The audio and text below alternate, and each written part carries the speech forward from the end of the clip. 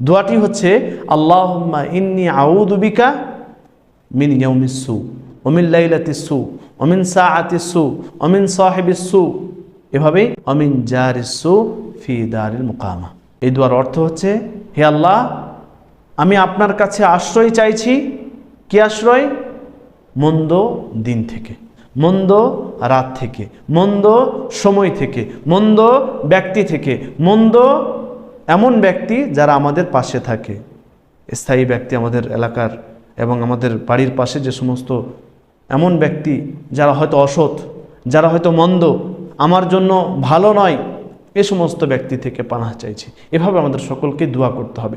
আরও বিভিন্ন ধরনের দোয়া আছে, সেই দোয়াগুলো মুখস্থ করুন এবং মাঝে মাঝে অবশ্যই এই দোয়াগুলো পড়ার চেষ্টা করুন।